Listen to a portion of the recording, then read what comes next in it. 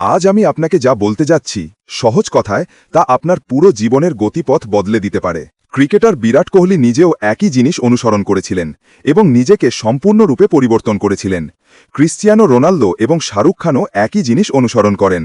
আপনি যদি এই ভিডিওটিকে একটি সাধারণ ভিডিও হিসাবে দেখেন এবং মাঝপথে ছেড়ে দিতে চান, অবশ্যই আপনি পারবেন, কোনো সমস্যা নেই। ইন্টারনেটে আরও অনেক ভিডিও আছে, প্রচুর কন্টেন্ট আছে, আপনি সেগুলি দেখতে পারেন।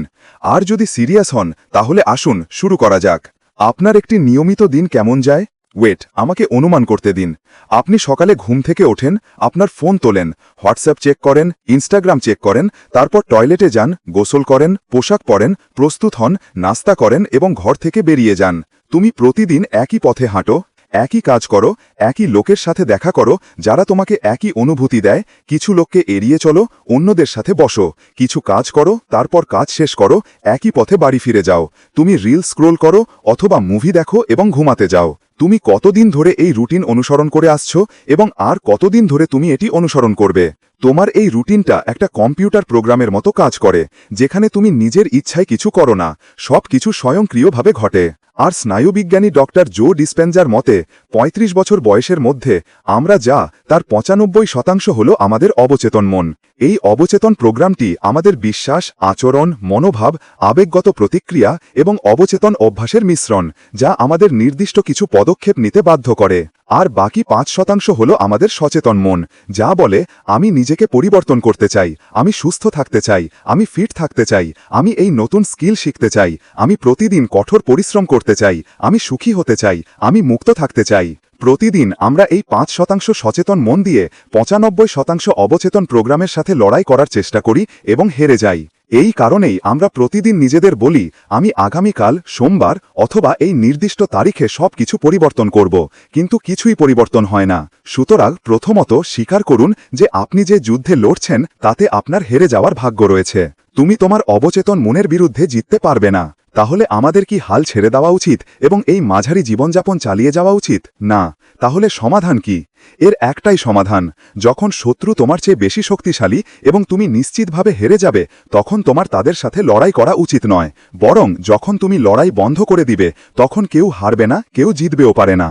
তুমি হয়তো ভাবছ লড়াই বন্ধ করলে তুমি কিভাবে জিতবে। তাদের সাথে বন্ধুত্ব করে তুমি জিততে পারো। এর মানে হলো তোমাকে তাদের সাথে লড়াই বন্ধ করতে হবে এবং তাদের প্রোগ্রামিং পরিবর্তন করতে হবে। যেই মন তোমার বিরুদ্ধে এবং তোমাকে আরও অন্ধকারে ঠেলে দিচ্ছে, সেই মনকে নিজেকে সফল করতে ব্যবহার করতে হবে। মনে রাখবা, তুমি নিজে নিজে তোমার মাতৃভাষা বলতে শেখোনি। তুমি কেবল তোমার চারপাশের লোকদের কথা বলতে শুনেছ এবং তুমি তাদের মতো কথা বলতে শুরু করেছ, কারণ তুমি যা শুনেছ তাই শিখেছ। ঠিক একইভাবে তুমি যদি বলো তুমি জীবনে কখনো বড় কিছু অর্জন করতে পারবে না, তুমি কম বুদ্ধিমান, তুমি পড়াশোনায় দুর্বল, টাকা উপার্জন করা খুব কঠিন, তাহলে বুঝতে হবে যে সেগুলিকে প্রোগ্রাম করা হয়েছে এবং একটি সম্পূর্ণ সফটওয়্যারে পরিণত করা হয়েছে। বারবার একই কথা শুনলে তোমার মস্তিষ্ক সেই কথার সাথে অভ্যস্ত হয়ে ওঠে।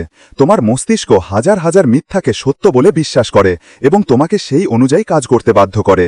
ফলশ্রুতি আমাদের জীবন এমন হয়ে যায়। প্রথমত আপনার এই প্রোগ্রাম পরিবর্তন করা দরকার। আপনাকে বারবার নিজেকে এমন কিছু বলতে হবে যা আপনার জন্য উপকারী। মনে রাখবেন, আপনার মন আর ছোট বাচ্চা নেই, সে সেই জিনিসগুলি বিশ্বাস করে বড় হয়েছে। এখন যদি আপনি অন্য কিছু বলেন, এমনকি যদি তা ইতিবাচক বা উপকারীও হয়, তবুও এটি সহজে বিশ্বাস করবে না। অতএব আপনাকে সাবধানে সিদ্ধান্ত নিতে হবে। আর যদি আপনি কোনো অভ্যাস পরিবর্তন করতে চান বা দীর্ঘমেয়াদী লক্ষ্য অর্জন করতে চান, তাহলে এটা বিশ্বাস করতে হবে যে আপনি যা ভাবছেন, আপনি নিজেকে যা বলছেন তা শতভাগ সম্ভব। এতদিন আপনি যা করেছেন তা হলো আপনার মনকে বোঝানো, নিজেকে নয়। অনেকেই তাদের মনকে বোঝান, কিন্তু তবুও তাদের জীবনে কোনো পরিবর্তন আসে না। উদাহরণস্বরূপ, অসংখ্য মানুষ তাদের নিজস্ব ব্যবসা, তাদের নিজস্ব ইউটিউব চ্যানেল বা একটি নতুন দক্ষতা শিখতে চেয়েছিলেন। তারা অসংখ্য বই পড়েছিলেন, অসংখ্য ভিডিও দেখেছিলেন, প্রচুর জ্ঞান সংগ্রহ করেছিলেন এবং তাদের ধারণার ওপর সম্পূর্ণ আত্মবিশ্বাসী ছিলেন। কিন্তু এত কিছুর পরেও তারা করতে পারেনি, কারণ তাদের মন প্রস্তুত ছিল, কিন্তু তাদের শরীর তা করতে দেয়নি। সবচেয়ে কঠিন কাজ হল আপনার শরীরকে অনুভব করানো যে আপনি যা ভাবছেন তা আসলে সম্ভব, কারণ শেষ পর্যন্ত আপনার শরীরকেই সমস্ত কাজ করতে হবে, তাই না? কেবল কল্পনা করে কিছুই হবে না। আপনাকে আবেগগতভাবে আপনার শরীরকে তা অনুভব করাতে হবে। চিন্তাভাবনা আমাদের মস্তিষ্কের ভাষা এবং অনুভূতি আমাদের শরীরের ভাষা। যদি আপনি আপনার হৃদয়ে কিছু অনুভব করতে না পারেন, তবে আপনি তার উপর কাজ করতে পারবেন না। কতবার এমন হয়েছে যে কিছু দেখতে এত সুস্বাদু আপনি সত্যিই এটি খেতে চান, কিন্তু আপনার পেট ভরা থাকে, আপনার ক্ষুধা লাগে না, তাই আপনি এটি স্পর্শও করেন না।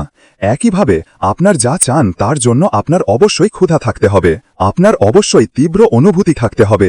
অনুভূতি এবং আবেগের মাধ্যমে আপনার শরীর আপনার পাঠানো সংকেতগুলি বুঝতে পারে এবং পদক্ষেপ নেওয়া অনেক সহজ হয়ে যায়। মনে রাখবা, তুমি যখন তোমার মনের ওপর বিশ্বাস স্থাপন করতে শুরু করবে এবং তোমার শরীরে তা অনুভব করবে, তখনই তুমি তোমার আচরণে পরিবর্তন আনতে পারবে। এর অর্থ হল আচরণ তোমার অভ্যাসে পরিণত হবে এবং তোমার সমস্ত অভ্যাস একসাথে তোমার অবচেতন মনকে পুনঃপ্রোগ্রাম করবে, তোমার 95% কর্ম পরিবর্তন করবে। চিন্তা না করে প্রতিদিন তুমি যে প্রতীকী পদক্ষেপ নিবে তা তোমাকে সাফল্যের কাছাকাছি নিয়ে যাবে। এখন সময় এসেছে তোমার মনকে কঠোরভাবে পুনর্সেট করে প্রোগ্রাম করার। জীবনে আমাদের সাথে যাই ঘটুক না কেন, আমাদের প্রতিক্রিয়া আসে আমাদের আত্মকথোপকথন থেকে।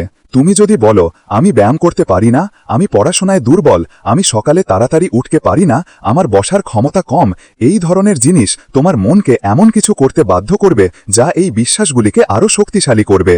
তাই কখনো নিজের সম্পর্কে নেতিবাচক কথা বলবে না, এমনকি মজা করেও না। তুমি নিজেকে যা বলছো তার প্রতি নজর দিতে হবে, বিশেষ করে যে নেতিবাচক কথাগুলো তোমার জীবনকে নরক করে তুলছে। এই সব জিনিস তোমাকে সীমাবদ্ধ করে দেয় এবং তুমি এর বাইরে ভাবতে পারো না, তাই ভুলেও এই সব ভাববেন না। আজকের ভিডিওটি এই পর্যন্ত। পার্ট 2 দেখতে হলে কমেন্ট করুন।